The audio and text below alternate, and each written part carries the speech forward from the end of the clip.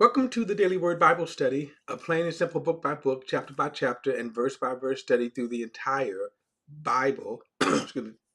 We are in Acts chapter 27. Now, these are the last two chapters, 27, 28 of Acts, and this is Paul's journey to Rome.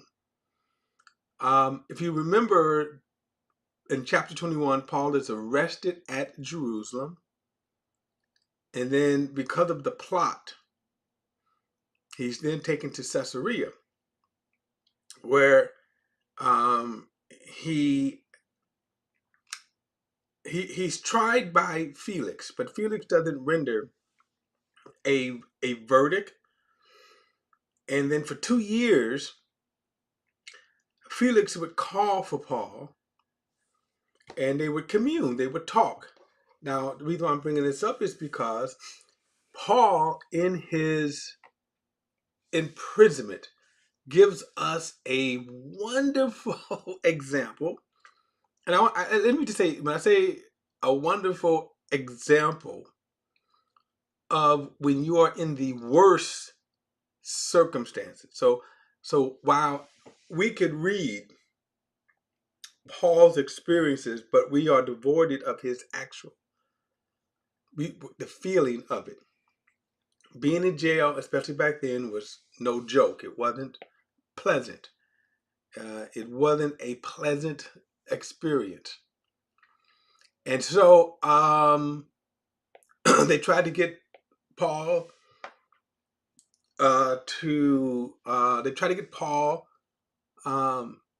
his detractors, his enemies tried to get Felix to bring Paul back to Jerusalem. They had laid a trap, and then after 2 years, Felix was succeeded by Festus, and then Festus, willing to do the Jews a favor, asked Paul if he wanted to be tried at Jerusalem. And there was no reason for Paul to be tried at Jerusalem. That was the interesting thing. There was no reason for that to happen. And again, it could have been a lot of money being, a lot of money that was exchanged, and just a whole bunch of stuff that's going on that wasn't right. But anyway, Paul appealed to the hearing at Rome in front of the emperor, which was every Roman citizen's right.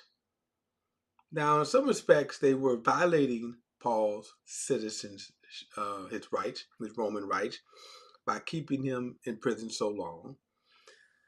But then when King Agrippa came and Festus was telling Festus was telling Agrippa about Paul's case, which he also admitted, there's nothing wrong with this man. There's nothing wrong, guilty about him.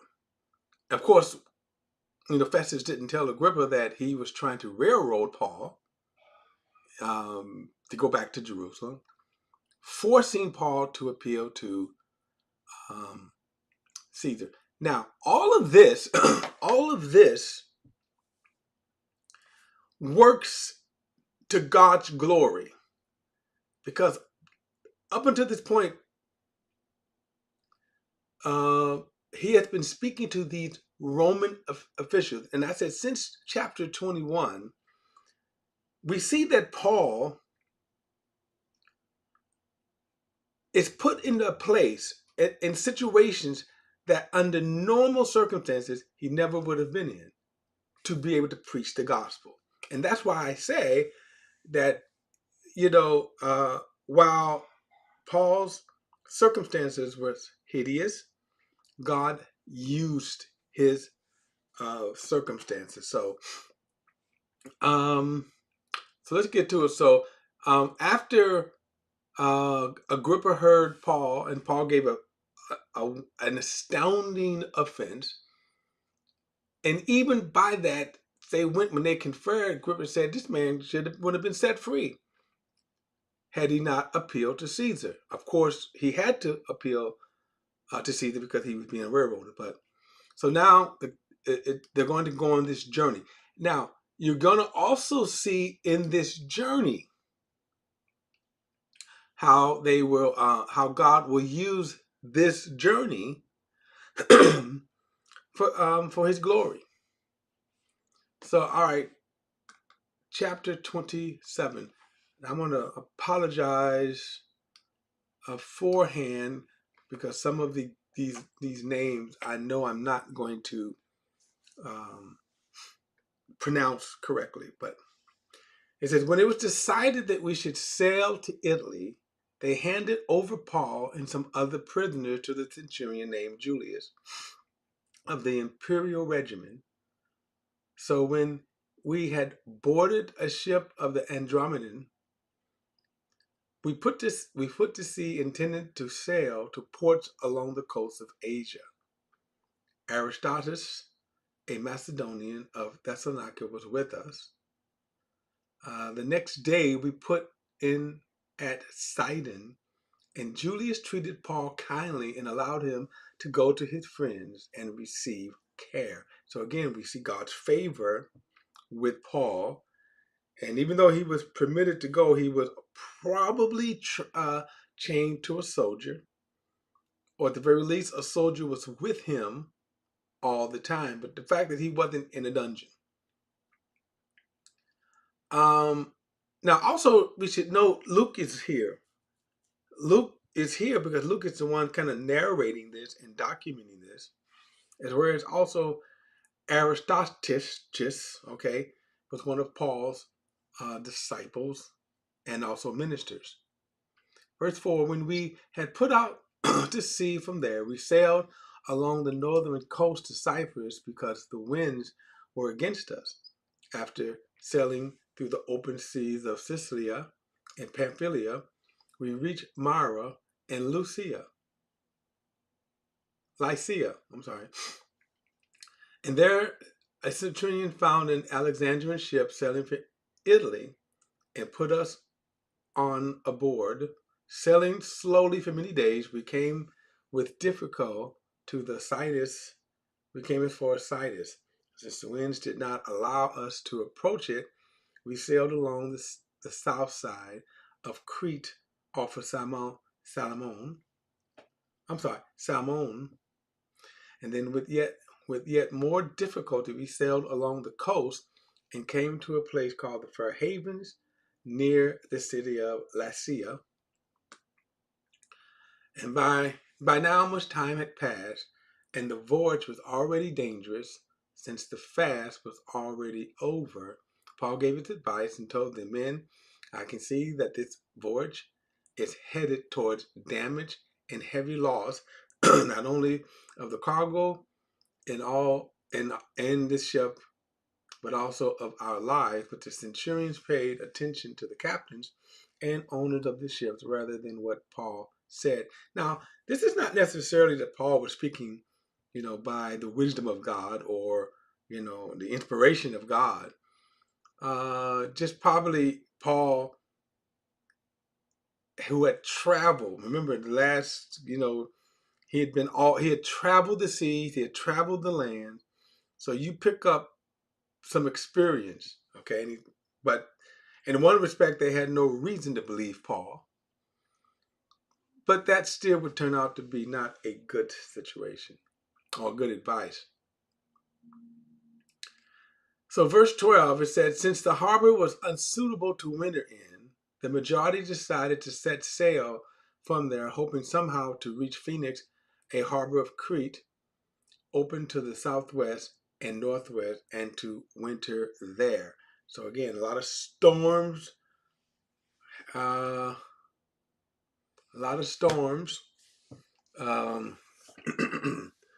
had to deal with a lot of storms during this season.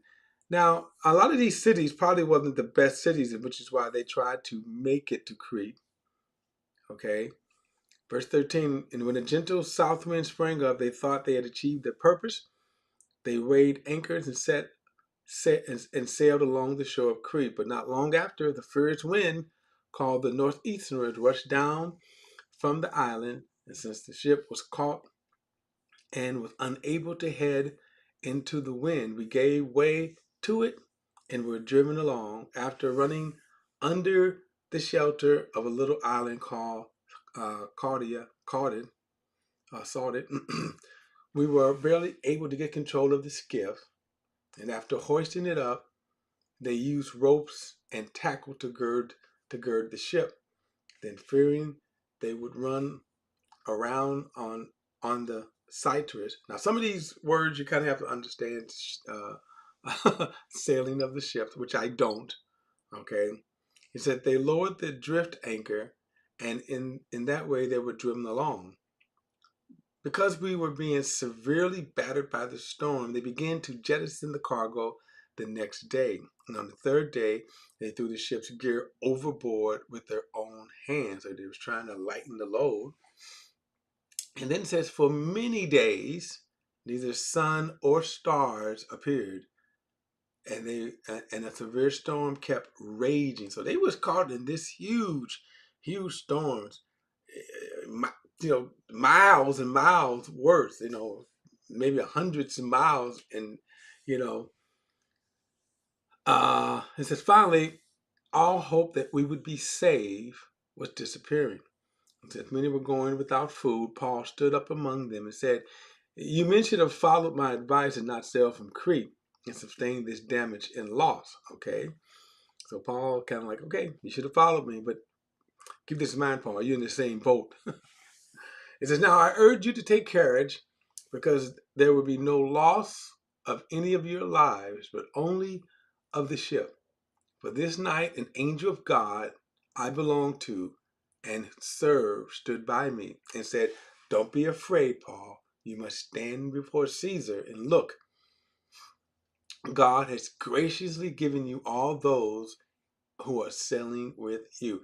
Notice this phrase that God has given you. And the reason why I say that is because sometimes when you read other verses, like for example, when Jesus talked about those whom the Father had given him, okay, I believe it's in John 6, that all that the Father has given me will come to me. Notice the same phrase is used, that he says, it is a euphemism. And we're going to see that Paul is going to lead these people to the Lord. Okay. And then notice the encouragement, right, that Paul is able to give them because of the angel that had given the certainty you're going to stand before Caesar. He says, and look, God is graciously giving you all those who are giving you all those who are sailing with you. Therefore, take courage, men, because I believe God that it would be just the way it was told me. However, we must run aground on a certain island. So here Paul was able to give this encouragement, this encouragement. So he says, and when the 14th night came, we were drifting in the Adriatic Sea, and in the middle of the night, the sailors thought they were approaching the land. They took soundings to found it to be 120 feet deep, and when they had sailed a little farther, they sounded again, and they found it to be 90 feet deep. Then, fearing we might run aground in some rocky place, they dropped 4 anchors from the stern and prayed for daylight to come. Now, some sailors tried to escape from the ship. They had let down the skiff. Now, the skiff, I think, is a little boat, we would call it. Well, no, it's not a little boat. I guess it's kind of like an anchor. Like I say, I'm not up on the. If you sail, you probably know what these words means here. And they let down the skiff into the sea, pretending that they were going to put out anchors from the bow. But Paul said to the centurion and the soldiers, unless these men stay in the ship, you cannot be saved. And the soldiers cut the ropes holding the skiff and let it drop away. Now I got to look up what this term skiff means. Now, here is something right here that is amazing. Excuse me. Here's something that is amazing. And that is they believed Paul. And if you stop and you think, why would they believe Paul? Okay, it is like a little boat. Okay, that's could be like a lifeboat, we would call them today. All right, the skiff. Anyway, but think about this: that they believe Paul's words. Now, Paul said, if you go out, you won't be saved. Well, why would they believe Paul? Okay, so he says, verse 33, and when it was about daylight, Paul urged them all to take food, saying, "Today is the 14th day that you have been waiting and going without food, having eaten nothing. Therefore, I urge you to take some food, for this has to do with your survival, since none of you will lose a hair from your head." So now he is speaking the words of God. He's giving them, hey, God is going to bring us through this. God is going to save us. And after he said these things, he had taken some bread and he gave thanks to God in the presence of them all. And when he had broken it, he began to eat. This is kind of a wonderful, look at this testimony right here. And let's just keep in mind, Paul the prisoner. He says they all became encouraged and took food themselves. In all, there were 276 of us in the ship. And when they had eaten enough, they began to lighten the ship by throwing the grain overboard. Um, um, so remember when the angel said that God has given you all in this boat? So here is 276 people came to the Lord. 276 people came to the Lord. That's amazing. Think about that. 200 people came to the Lord, watching and listening to Paul, his testimony, his preaching, and also his example. It says, when daylight came, they did not recognize the land, but sighted a bay with the beach. They planned to run the ship ashore if they could. After casting off the anchors, they left them in the sea, at the same time loosening the ropes that had held the rudders. Then they hoisted the foresail to the winds and headed for the beach. But they struck a sandbar and ran the ship aground, and the bow jammed fast and remained unmovable while the stern began to break away by the pounding of the waves. Now remember too, the ships were not constructed as strong as we would construct a ship today, even if it was a wood ship. Like, for example, a big ship like that under today's construction would probably be able to withstand the pounding. But anyway, the soldiers' plan was to kill the prisoners so that no one could swim away and escape. But the centurions kept them from carrying out their plan because he wanted to save Paul. So he ordered those who could swim to jump aboard first and get to the land, and the rest were to follow, some on planks, some on debris from the ship. In this way, everyone safely reached the shore, which again, God had saved everyone just as he told Paul. Now, it's interesting how God had given favor, God had given Paul favor with the soldier, because remember, their edict was to destroy. Their command was to destroy the prisoners, just so the prisoners wouldn't escape. Now, this is a wonderful testimony. I mean, this is really a wonderful testimony.